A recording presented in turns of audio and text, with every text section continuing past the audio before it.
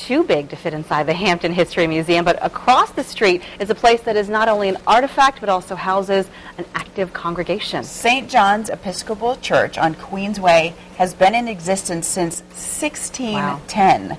It has been rebuilt 4 times and even survived being set on fire during the Civil War. And it is this week's postcard from Hampton Roads.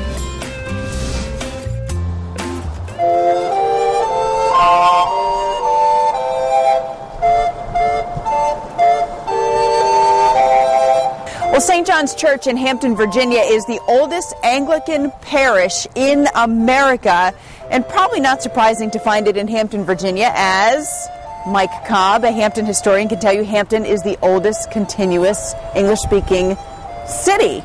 America begins here. And what better way to understand Hampton's history and the beginnings of American history than to look at the history of this venerable church, St. John's Church. And what's interesting about it is it was built in the heyday of Hampton, when Hampton was the king of ports. Trade here compared favorably to Philadelphia and New York. There are a lot of interesting things to look at on the grounds. We noticed the memorial to the first surviving child born to English parents in the New World. Yes.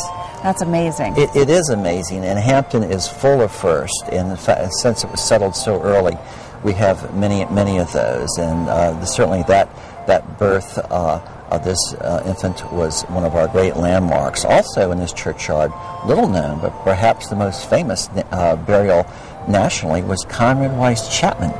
He painted the great scenes in Charleston during the war between the states, Fort Sumter and Fort Moultrie, and perhaps is the best-known Confederate artist from the war between the states, and he is here in Hampton.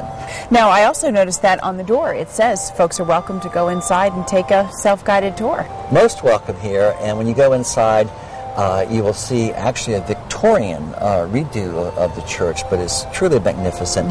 And also, as you approach this place, it is a magnificent piece of architecture and history, but it is also a pastoral setting that's peaceful and beautiful and timeless.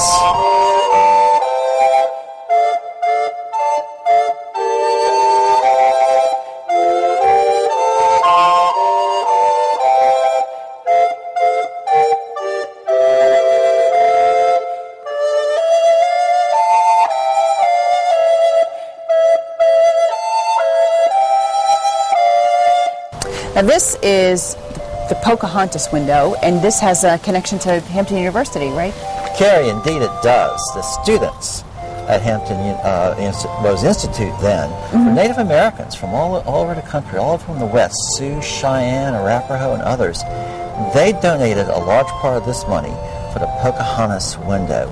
Truly a magnificent piece of stained glass in this church that we're so proud of. Well, the best way to see that window and the artifacts that are inside the church is obviously to go ahead and go inside. You're allowed to do that, so make sure you open the doors and step inside the sacred place when you visit St. John's Episcopal Church, and tell them the Hampton Roadshow sent you.